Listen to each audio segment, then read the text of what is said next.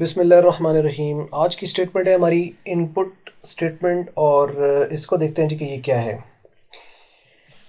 तो आइए शुरू करते हैं इनपुट स्टेटमेंट को। इनपुट स्टेटमेंट क्या होती है और किस तरह काम करती है, इसका सारा सिंटैक्स और पूरी डिटेल हम इंशाल्लाह देखते हैं।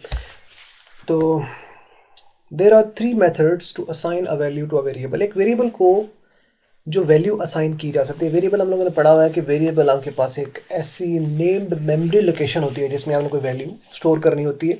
और ये जो वैल्यू आप स्टोर करोगे ये न्यूमेरिक भी हो सकती है, ये स्ट्रिंग भी हो सकती है, ये कोई पर्टिकुलर कैरेक्टर भी हो सकता है। तो इसमें अब तीन मेथड्स हैं हमारे पास एक वेरिएबल को वैल्यू असाइन करने के। और पहला जो मेथड है हमारे पास वो है लेट स्टेटमेंट। इसको असाइनमेंट स्टेटमेंट भी कहा जाता है। मतलब जब आप कोडिंग कर रहे हो तो कोडिंग के दौरान ही आपने एक ए वेरिएबल लिया और ए वेरिएबल को आपने कोई पर्टिकुलर वैल्यू असाइन कर दी। तो इस तरह भी वैल्यू वेरिएबल को जो है वो आपने जो है वो प्रोवाइड कर दी है। तो एक मेथड ये हो गया। दूसरा मेथड है read data statement. Read data statement obviously वहाँ यूज़ होता है जहाँ पे आपके पास लिस्ट ऑफ वेरिएबल्स हैं और लिस्ट ऑफ डेटा आइटम्स हैं। तो आपको क्या करना होगा कि डेटा स्टेटमेंट के अंदर आपको लिस्ट ऑफ जो वैल्यूज़ हैं, डेटा आइटम्स हैं वो लिखने हैं, और रीड के अंदर लिस्ट ऑफ वेरिएबल्स लिखने हैं। तो कोरेस्पॉन्डिंग जो वेरिएबल होगा वो कोरेस्पॉन्डिंग वैल्यू उठाता जाएगा, यानी पहली वैल्यू पहले वेरिएबल को, दूसरी दूसरे को, तीसरी तीसरी को, ये उस वक्त यूज़ होती है। इसके ऊपर हम पहले वीडियो भी बना चुके हैं, वो अगर आपने देखी तो आप देख लीजिए। और उसके बाद आप तीसरा जो मेथड है जो वेरिएबल को वैल्यू असाइन करने का है वो है इनपुट स्टेटमेंट। तो इनपुट स्टेटमेंट जो है ये क्या होती है, किस लिए यूज़ होती है। इनपुट स्टेटमेंट जब भी आपने यूज़र से वैल्यू लेनी, जो पहले दोनों मेथड हैं आपके पास, लेट स्टेटमेंट या रीड डेटा स्टेटमेंट, इसमें आपने वैल्यूज़ आपको पता है, वेरिएबल का नाम रखे, उसमें वैल्यू आपने स्टोर कर दिया, उनको यूज़ कर लिया। लेकिन मोस्ट ऑफ द टाइम आपको जो प्रोग्राम बनाना होता है उसके अंदर तो आपको यूज़र से वैल्यू लेनी होती है, आपको तो नहीं पता कि वैल्यू पहले वाली क्या है। तो उसके लिए करना ये होता है कि फिर आपने इनपुट स्टेटमेंट यूज़ करनी होती है जिससे आप यूज़र को ऑप्शन देते हो कि वो वैल्यू एंटर करे किसी खास पर्टिकुलर फॉर्मेट के अंदर, या जो डेटा टाइप होता है उसके मुताबिक वो वैल्यू एंटर करे। अब उस वैल्यू को लेने के लिए आप स्टेटमेंट यूज़ करोगे input statement. So input statement is use to read value from user during program execution, यानी प्रोग्राम की एग्जीक्यूशन के दौरान। और यही वजह होती है कि जब आप इनपुट स्टेटमेंट यूज़ कर रहे होते हो तो जब इनपुट स्टेटमेंट जो है वो एग्जीक्यूट होती है तो प्रोग्राम आपका हॉल्ट हो जाता है, उस वक्त तक रुका रहता है जब तक कोई वैल्यू एंटर नहीं की जा कर दी जाती किसी स्पेसिफिक फॉर्मेट और सही डेटा टाइप के मुताबिक। तो ये हॉल्ट कर जाता है, यानी इनपुट स्टेटमेंट जब एग्जीक्यूट होगी तो प्रोग्राम आपका हॉल्ट कर जाता है, आपका प्रोग्राम वहाँ पे स्टक हो जाता है, रुक जाता है जब तक उसको सही इनपुट नहीं मिल जाता। अब इसका सिंटैक्स है, सिंटैक्स इसके दो हैं। पहला सिंटैक्स है कि आपने इनपुट लिखना है, उसके बाद आपने प्रॉम्प्ट स्ट्रिंग ये लिखनी है और उसके बाद सेमीकोलन से सेपरेट करना है ये वेरिएबल्स को। तो दूसरा है इनपुट लिखना है और प्रॉम्प्ट स्ट्रिंग लिखनी है, और यहाँ पे आप गौर करेंगे कॉमा है, कॉमा प्लेस करेंगे और उसके बाद comma separated list of variables होगी। एक बात यहाँ पे नोट कर लें कि ये जो लिस्ट ऑफ वेरिएबल्स है, यहाँ चाहे यहाँ पे सेमीकोलन है लेकिन जो वेरिएबल्स हैं उनको आपने हमेशा कॉमा से ही सेपरेट करना होता है, सेमीकोलन से आप सेपरेट नहीं कर सकते। लेकिन प्रॉम्प्ट स्ट्रिंग और जो पहला वेरिएबल, आप यूँ कह लें कि पहला जो वेरिएबल है उसके दरमियान अगर आप उनको सेपरेट करना चाहें, प्रॉम्प्ट स्ट्रिंग को लिस्ट ऑफ वेरिएबल से सेपरेट करना चाहें, तो उसके दरमियान सेमीकोलन भी आ सकता है और उसके बाद जो है वो यहाँ पे कॉमा भी आ सकता है। और जो इनपुट स्टेटमेंट और प्रॉम्प्ट स्ट्रिंग के दरमियान ये जो स्पेस है यहाँ पे भी आप सेमीकोलन भी प्रेस कर सकते हो, कॉमा प्लेस कर सकते हो, लेकिन उसकी कोई खास ज़रूरत नहीं है। तो मतलब इनपुट दें, स्पेस दें, इनपुट लिख के स्पेस दें, उसके बाद प्रॉम्प्ट स्ट्रिंग लिखें, फिर सेमीकोलन भी आप लगा सकते हैं, कॉमा भी लगा सकते हैं, और यहाँ पे जितने भी आपके पास लिस्ट ऑफ वेरिएबल्स होंगे उनको कॉमा से हम सेपरेट करेंगे। अब यहाँ पे डिफरेंस है दोनों में, मतलब अगर हम सेमीकोलन यूज़ करते हैं तो फिर कुछ और होगा और कॉमा प्लेस करते हैं तो उसमें कुछ और होगा। उसको हम देख लेते हैं कि ये क्या डिफरेंस आता है। तो आइए इन तीनों चीज़ों को हम पहले डिस्कस कर लें। Prompt string is a message that will help the user to enter right input. Prompt string जो होता है ये एक मैसेज होता है जो आप स्क्रीन के ऊपर डिस्प्ले कर रहे होते हो, जो यूज़र को आप बता रहे हो कि ये आपने करना है। सोचो कि स्क्रीन पर कुछ लिखा हुआ आए ही ना, तो यूज़र को कैसे पता चलेगा उसने क्या करना है। जैसे आप एटीएम यूज़ कर रहे हो तो उसके ऊपर लिखा हो रहा है कि इंसर्ट कार्ड, तो मतलब अब आपको कार्ड इंसर्ट करना है, मतलब उसके बाद आपसे पूछ रहे हैं कि एंटर योर पिन कोड या पासवर्ड, तो फिर आप पासवर्ड लिखा हुआ, सोचो स्क्रीन पर कुछ लिखा आए ही ना, तो आप क्या करोगे।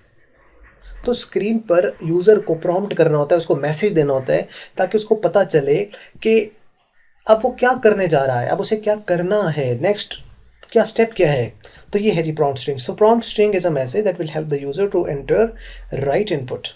या कोई भी मैसेज हो सकता है, ये किसी फॉर्म में भी हो सकता है, मतलब आप यूज़र को गाइड कर सकते हो कि भाई आपने इतनी वैल्यूज एंटर करनी है, और या उनको आपने कॉमा से सेपरेट करना है, और आपने इस डेटा टाइप के अंदर वैल्यू एंटर करनी है, या अगर आपने कॉमा लगाना है तो उसके आपने डबल इंटर कॉमा के अंदर प्लेस करना है, सो दैट कि वो प्रॉपर उसको पता चले, ताकि वो टाइम उसका भी सेव हो और उसे पता भी हो कि एक्चुअल वो करने क्या जा रहा है। तो prompt string is a message जो कि एंड यूज़र के लिए है, उसको हेल्प करने के लिए लिखा जाता है। उसके बाद है जी सेमी कॉलन और कॉमा वाली बात। The semi colon and comma difference after the prompt string is that when you put semicolon after prompt string, it will show a question mark at the end of the prompt string when executed। ये prompt string के आखिर पर एक question mark देगा, मतलब एक prompt string जो भी आपने मैसेज लिखा उसके आखिर पर एक क्वेश्चन मार्क लिखा हुआ आ जाएगा एग्जीक्यूशन के दौरान। But if you use comma at the end of the prompt string, this will not display the question mark at the end of the prompt string। अगर आप कॉमा प्लेस कर दोगे तो उसके बाद क्वेश्चन मार्क सिंपल डिस्प्ले नहीं होगा। Input पहले भी वो ले रहा था, अब भी लेगा। फर्क सिर्फ इतना पड़ेगा, अगर आप सेमीकोलन यूज कर देते हो तो उसके बाद वो क्वेश्चन मार्क अपीयर होगा, और अगर आप कॉमा प्लेस करोगे तो उसके बाद सेमीकोलन जो क्वेश्चन मार्क है वो अपीयर नहीं होगा। इनपुट दोनों तरीकों से वो लेता है। ये जो क्वेश्चन मार्क वाला जो डिफरेंस है, ये आपने याद रखना है कि कॉमा और सेमीकोलन की वजह से इनपुट स्टेटमेंट में किसी दूसरी स्टेटमेंट के साथ आप इसको कंफ्यूज मत कीजिएगा। तो मतलब सेमीकोलन प्लेस किया तो क्वेश्चन मार्क आया, कॉमा प्लेस किया तो क्वेश्चन मार्क नहीं आया। Difference is that. उसके बाद है जी comma separated list. Comma separated list of the variables shows the number of the variables used in the input statement. कितने वेरिएबल आप यूज कर रहे हो एक इनपुट स्टेटमेंट के अंदर, ये वो आपको बताती है। If you need to input more than one variables then those must be separated by commas. अगर आपको एक से ज़्यादा यूज़ करना है तो उसका मतलब आपने पहला वेरिएबल लिखा तो उसके आपने ए लिया है तो A comma B comma C comma D comma in similar आप इसको जो है वो कॉमा से सेपरेट कर सकते हैं। उसके बाद है जी आपके पास कि if you use the semi colon between the list of the variables it will cause a syntax error. मतलब पहले ही आपको बताया कि लिस्ट ऑफ वेरिएबल्स के दरमियान आप सेमीकोलन प्लेस नहीं कर सकते। ये नहीं कि पीछे प्रॉम्प्ट स्टेटमेंट के बाद सेमीकोलन लिखा तो आगे जो वेरिएबल्स आ रहे हैं उनके बाद सेमीकोलन आप नहीं, उसके बाद सेमीकोलन से आप उनको सेपरेट नहीं कर सकते, वो आपका सिंटैक्स एरर होगा, अलाउ नहीं है। Comma separated list of variable mean comma separated list of variables, उसके बाद आपको कॉमा ही प्लेस करना है। तो उम्मीद करते हैं ये तीनों बातें आपको समझ लगी होगी सिंटैक्स के वाले से। नेक्स्ट चलते हैं जी, रीडू फ्रॉम द स्टार्ट। ये एक एरर है, रीडू फ्रॉम द स्टार्ट। ये डिस्प्ले होता है एग्जीक्यूशन में, आपने प्रोग्राम लिखा और अब आपको एक एरर मैसेज जो है वो स्क्रीन के ऊपर आता है, redo from the start, redo from the start. ये उस वक्त तक आता रहेगा जब तक आप ये गलतियां करते रहेंगे। Redo from the start error is displayed if the user क्या करता है, पहला enter wrong type of data. अगर वो wrong type of data enter करेगा, यानी जो जिस टाइप में कहा गया था वो एंटर नहीं करता, तो कंप्यूटर डिस्प्ले कर देगा कि रीडू फ्रॉम द स्टार्ट के दोबारा से शुरू करेंगे, दोबारा से इनपुट दें, तो दोबारा से एग्जीक्यूट करवाता है उसको। तो फिर आपको फिर दोबारा से वैल्यू एंटर करनी होती। मतलब फॉर एग्जांपल कि हमने उसे कहा कि एंटर योर नेम, अब नेम नंबर में तो नहीं होगा, अब उसने नेम एंटर कर दिया जी 15 और एंटर कर दिया, तो मैसेज आएगा कि रीडू फ्रॉम द स्टार्ट। तो this is the difference that you have to keep in mind. तो लिहाजा जिस फॉर्म में आपको कहा गया है इनपुट, उसी टाइप में आपने उसका इनपुट देना है। मतलब अगर आपको न्यूमेरिक कहा गया कि आप कोई अपना रोल नंबर एंटर करें, तो रोल नंबर आप नेम तो एंटर नहीं कर सकते। अगर आप उसमें कोई कैरेक्टर एंटर करेंगे, स्ट्रिंग एंटर करेंगे, तो ऑब्वियसली ये एरर आएगा कि रीडू फ्रॉम द स्टार्ट। अच्छा जी, अब दूसरा ये कब आता है कि input if the user input less data than required. मतलब आपने वेरिएबल्स लिए हुए थे ज़्यादा, वेरिएबल आपने लिए हुए हैं फॉर एग्जांपल के 3 वेरिएबल्स लिए हुए हैं, आपने 2 वैल्यू एंटर की और 2 वैल्यू एंटर करके आपने एंटर कर दी, एरर आ जाएगा कि रीडू फ्रॉम द स्टार्ट। मतलब आपने लेस डेटा एंटर किया है देन रिक्वायर्ड। मतलब वेरिएबल्स थे 3, वैल्यू आपने एंटर कर दी 2, और आप उसके बाद अगर एंटर करते हैं CR आप प्रेस करते हैं यानी कैरेज रिटर्न, तो एरर आ जाएगा और ये रीडू फ्रॉम द स्टार्ट होगा। और तीसरा कब आता है ये error, redo from the start? Error is displayed if the user input more data than required. उसने वैल्यू ज़्यादा एंटर कर दी देन रिक्वायर्ड, मतलब कि वेरिएबल आपने पीछे 3 लिए और उसने 4 वैल्यू एंटर की है, 4 वैल्यू जो है उसने लिखी और उसके बाद उसने एंटर किया, तो अब आपका फिर एरर आएगा और वो एरर आपके पास आएगा रीडू फ्रॉम द स्टार्ट। तो ये है जी इसमें डिफरेंस। तो मतलब ना तो आप ज़्यादा वैल्यू एंटर कर सकते हैं वेरिएबल से, ना उससे कम एंटर कर सकते, जितने वेरिएबल उतनी वैल्यूज़, और जिस टाइप में वेरिएबल उसी टाइप में वैल्यू एंटर होनी चाहिए, अदरवाइज ये एरर आएगा redo from the start. Thus, the number of the data item supplied by the user must be same as the number of the variable in the list, as well as the data type of the value entered must agree with the type of the variable listed in the input statement। यानी उसकी type भी agree करे और values भी इतनी enter करनी चाहिए जितने कि आपके वेरिएबल्स हैं। अच्छा जी, उसके बाद नेक्स्ट पॉइंट है कि strings that input to an input statement need not to be surrounded by the quotation marks unless they contain commas. कि जो स्ट्रिंग आप एंटर कर रहे हो, यूज़र अगर मतलब उसको कहा गया कि नाम एंटर करो जी, तो नाम के अंदर ऑब्वियसली स्पेस आती है, यहाँ पे स्पेस लिखी जा सकती है, यानी स्पेस के अंदर कोई नहीं है, वो अगर डबल इन्वर्टेड कॉमा में आपको एंटर करने की ज़रूरत नहीं है। अगर उसके अंदर कोई सेमीकोलन आ रहा है तब भी कोई डिफरेंस नहीं है, स्पेस आ रही है कोई डिफरेंस नहीं है, कॉलन आ रहा है कोई डिफरेंस नहीं। लेकिन यहाँ पर इनपुट स्टेटमेंट के अंदर अगर कॉमा आ रहा है तो कॉमा को फिर आपको डबल इन्वर्टेड कॉमा के अंदर लिखना ज़रूरी होता है।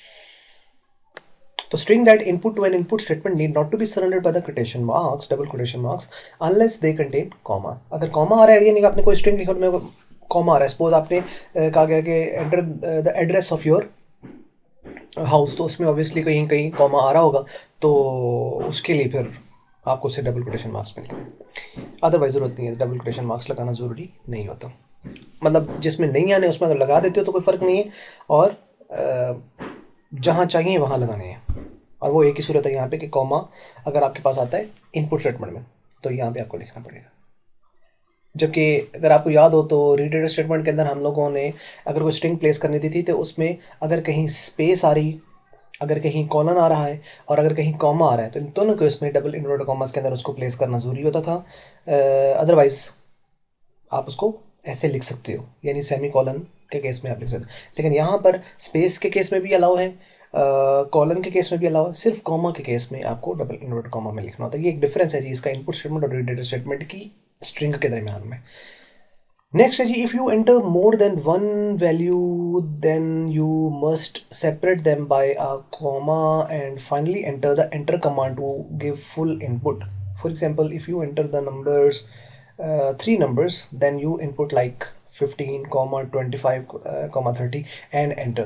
अच्छा ये देखें कि जब आपने सपोज हमने 3 वैल्यू एंटर करनी है, कुछ लैंग्वेजेस के अंदर होता है एंटर कमांड जो होती है ना, वो ये बताती है कि एक वैल्यू एंटर की, उसके बाद फिर एंटर की, रिटर्न की आपने प्रेस कर दी, उसके बाद फिर दूसरी वैल्यू वो कहता है कि दूसरी वैल्यू एंटर करो, फिर आप वो करके फिर आप एंटर कर देते हो, फिर तीसरी वैल्यू फिर एंटर, वो एंटर से एक वैल्यू लेता है। लेकिन यहाँ पे GW बेसिक के अंदर कॉमा से सेपरेट करना होता है, और यही वजह है कि अगर आपने मतलब सपोज पहली वैल्यू आप एंटर करते हो, 15 आपने एंटर किया और आपने सोचा कि पहली वैल्यू मुझे एंटर कर देना चाहिए, एंटर करके अगर आप करोगे तो ये एरर आ जाएगा रीडू फ्रॉम द स्टार्ट, क्योंकि आप एक्चुअल में लेस वैल्यू एंटर करके उसमें कमांड एग्जीक्यूट करने के लिए कह रहे हो। तो होना ये है कि आपने पहली वैल्यू देनी है, उसके बाद कॉमा प्लेस करना है, फिर दूसरी वैल्यू, फिर कॉमा, फिर तीसरी वैल्यू, और इस तरह जितने अगर 4 वैल्यूज हैं तो उसके दरमियान 3 ये कॉमाज आएंगे, यानी जैसे ये 3 है तो इसके दरमियान 2 कॉमा है, तो 4 में 3 होंगे, 5 के अंदर 4 कॉमा होंगे, 10 के अंदर 9 कॉमाज होंगे। तो सिमिलर ये है जी। तो एक एग्जांपल इसके देख लेते हैं और ख़त्म करते हैं टॉपिक को। ये देखिए यहाँ पे एक एग्जांपल यहाँ पे दी हुई है, सपोज ये 10, 20, 30, 40, 50, 60, या ये एक प्रोग्राम लिखा हुआ है जिसमें आपसे एक नाम पूछा गया और आपसे मार्क्स पूछेंगे और उसकी एवरेज आपके नाम के साथ डिस्प्ले हो रही है। अब यहाँ पे देखो जी, इनपुट में हमने लिखा एंटर योर नेम, और ये आप गौर करें यहाँ पे सेमी कॉलन है, यानी ये प्रॉम्प्ट स्ट्रिंग है। Enter your name double inverted comma के अंदर ये इनपुट लिखा, उसके बाद स्पेस दी, उसके बाद डबल इन्वर्टेड कॉमा के अंदर आपने जो है वो एंटर योर नेम जो है ये लिखा है, उसके बाद सेमी कॉलन, उसके बाद जो है वो यहाँ पे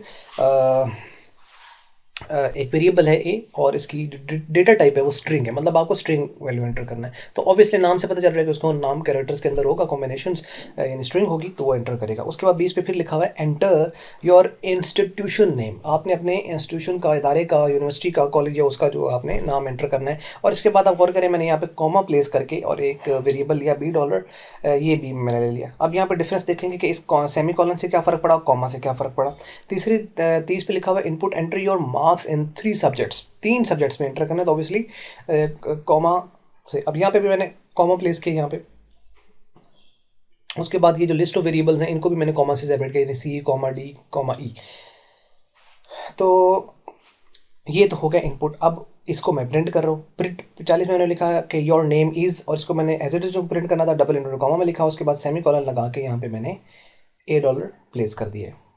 प्रिंट यू आर फ्रॉम, और ये एज इट इज करके उसके बाद जो $b में वैल्यू है इसके बाद वो प्रिंट हो जाएगी। और प्रिंट और योर एवरेज स्कोर इज़ ये, और उसके बाद सेमी कॉलन प्लेस किया, और एवरेज 3 है तो तीनों को ऐड करके 3 पे डिवाइड कर देंगे, ऐसे एवरेज आ जाएगी। तो अब आपने इसको मतलब कमांड मोड में लेके आए, ओके, एंड उसको फिर आपने रन किया। रन करने के बाद आप देखें मैंने ऑब्वियसली ये, अब आप को ये जो आउटपुट आ रहा है एक्चुअली में ये मैंने वैल्यूज़ एंटर की हैं। तो ये कोई अली इमरान साहब हैं, मतलब काफ़ी लाइक बच्चा है, इसका यहाँ पे ये डेटा आ रहा है सारा। मतलब उसने नाम एंटर किया, एंटर योर नेम, और ये नेम आया अली इमरान, और एंटर योर इंस्टीट्यूशन नेम, तो इंस्टीट्यूशन नेम उसने जो भी एंटर किया वो ये था, लर्निंग एजुकेशन सिस्टम। तो उसके बाद मार्क्स एंटर किए, तो मार्क्स उसने बड़े अच्छे मार्क्स लिए हुए हैं, ये देखें यहाँ पे बहुत अजीम इंसान है, इस तरह के ये स्टूडेंट बहुत अच्छे होते हैं। 97, 98 और 100 मार्क्स भी उसने लिए हुए हैं, बच्चा लाइक है। तो ये देखो, ये यहाँ पे एग्जीक्यूट होने के बाद आपने गौर किया, एंटर योर नेम के बाद यहाँ पे क्वेश्चन मार्क अपीयर हो रहा है, और ये क्यों आया क्वेश्चन मार्क आखिर पर? इस सेमी कॉलन की वजह से। जबकि एंटर योर इंस्टीट्यूशन नेम है तो इसके बाद यहाँ पे कोई क्वेश्चन मार्क नहीं है, ये एंटर उसने कर दिया लर्निंग एजुकेशन सिस्टम। उसके बाद enter your marks in 3 subject, इसके बाद भी नहीं है। क्यों? क्योंकि यहाँ पे कॉमा था, तो कॉमा प्लेस हो तो क्वेश्चन मार्क अपीयर नहीं होता, और सेमी कॉलन हो तो ये आखिर पर एक क्वेश्चन मार्क अपीयर होता है। मतलब का मतलब होता है वैल्यू एंटर करनी है। लो जी, और ये देखें वैल्यू 3 थी तो उसने कॉमा से सेपरेट करके एंटर दी है। अब वो देखो उसने आउट एग्जीक्यूट कर दिया कि your name is Ali Imran, you are from learning education system, your average score is 98.33 या 34, आप इसको राउंड ऑफ करके रह सकते हैं। तो बड़ी अच्छी 1% इसने मेंटेन की हुई है। तो कॉन्ग्रेचुलेशन मिस्टर अली इमरान। तो ये जी आज की स्टेटमेंट। उम्मीद करते हैं वीडियो आपको अच्छी लगी होगी। अच्छी लगी तो इसको कर दें लाइक, नहीं अच्छी लगी तो इसको कर दें डिसलाइक, सिंपल इज़ दैट। और बस वीडियो देखने का आपका बहुत बहुत शुक्रिया।